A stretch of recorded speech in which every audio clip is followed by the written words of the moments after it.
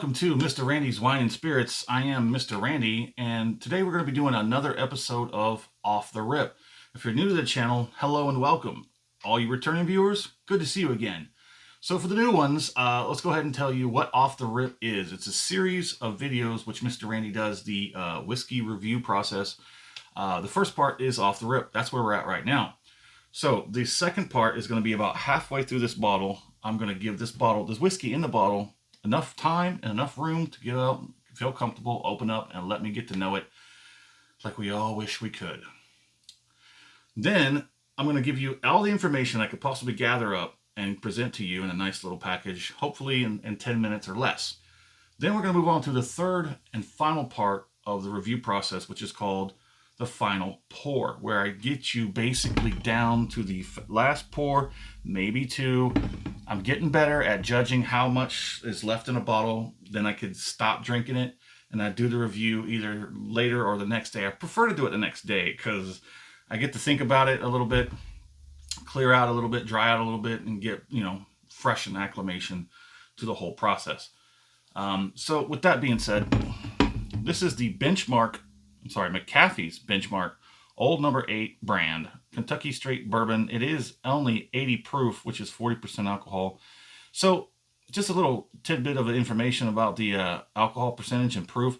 So when it comes to bourbons and stuff like that, whiskey and American bourbon, 80 proof is kind of low. I mean, everybody pretty much considers that to be the scraping the bottom when it comes to the strength of the bottle, strength of the whiskey.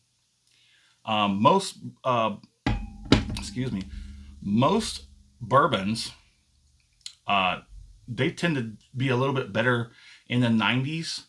If you like a lower proof bourbon, somewhere in the 90s, maybe in the mid 90s, might be pretty good setting for you. There's a lot of people out there who prefer anything over 100.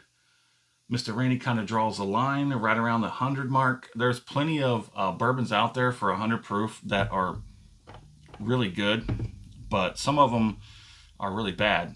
So when it comes to Scotch, Mr. Randy is a Scotch man. It's got a middle twist top. So when it comes to Scotch, the vast majority of Scotch start off in the low 80s. It's usually 40 to 43%. That's usually where you're going to see a lot of. I'm going to give this just a little bit of time to open up since it is the first pour off the rip. So when it comes to Scotch, like I said, the majority of Scotch you're going to see start off between 40 and 43%. Occasionally you're going to see somewhere around the 45, 46%. There are plenty of Scotch out there around the 45, 46% that do not drink like that 46%.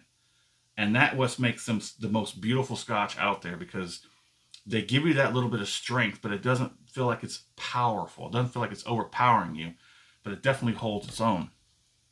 Let's go ahead and take a look at this.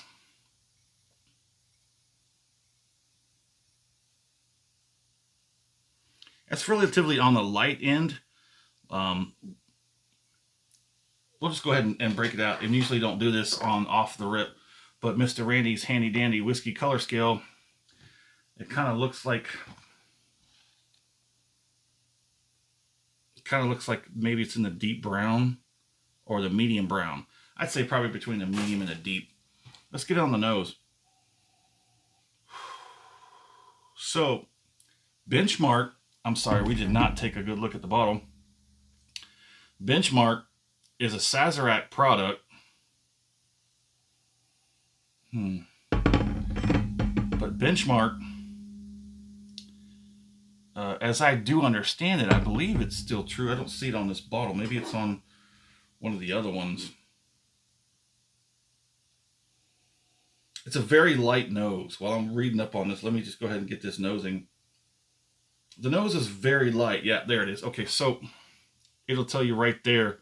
This is out of the Buffalo Trace Distillery, so there's that. There's a little bit of confusion on this bottle about these things, but so this is the 80 proof. Let's go ahead and get it on the palate.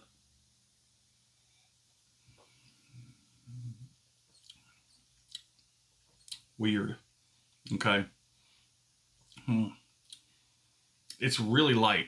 It's really light. It's got a viscosity that comes in pretty moderate, but kind of slides off pretty quickly as well. It just seems very weak. I mean, it is an 80 proof, so it does come off as kind of being weak. There is a sort of aftertaste kicking in there, and it does got a very, very light pencil eraser. And it does have a typical, what do I say, Buffalo Trace sort of on the palate, the sort of characteristic. But it's a very light, like, it's like if you took a Buffalo Trace and watered it down, this would probably be what it is.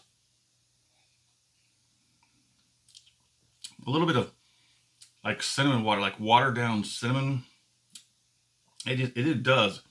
If you like your average types of bourbon, but you feel like the proof is a little too high and it's a little too strong, it's a little too harsh on your palate, you should probably try something like this. Only at 80 proof. It's very easy to drink, but I think this, for Mr. Randy, now that I've gone this far in my whiskey journey, the 80 proof is just like I don't know.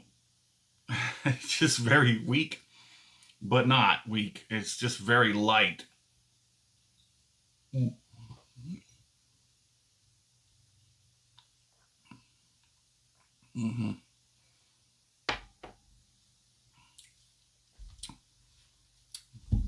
And this was the cheapest bottle. I think this was just under 10 bucks. And keep in mind that sometimes these prices that I put on these bottles, they are for here in Central Texas, and they are from the big box store that we have here. And I do have a discount because I'm a VIP member.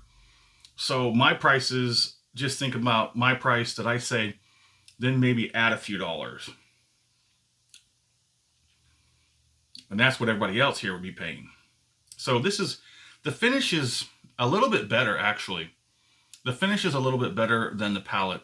That's very nice. Very weak on the nose, moderately, mildly mild on the palate. The finish sort of comes out as a redeeming aspect. So it's got a finish. Not much of anything else. But, I mean, this is the first pour off the rip. So I guess we're going to have to come back and see you again right around this area. And we'll do the full review, have a lot more information. I doubt there's a whole lot of information still to be gained on this that we haven't already discussed in the other previous 3 bottles. I have 2 more after this one. We're going to finish off the Benchmark line. And then I have one extra special thing with the whole Benchmark stuff. So let us know in the comments what you think about Benchmark. Did you know that Benchmark was a Buffalo Trace product and a Sazerac product? Well, it came from Buffalo Trace, but it's a Sazerac product. If you've had the Benchmark 8, let us know in the comments. And as always, thanks for stopping by here at Mr. Randy's Wine and Spirits. You have a good one.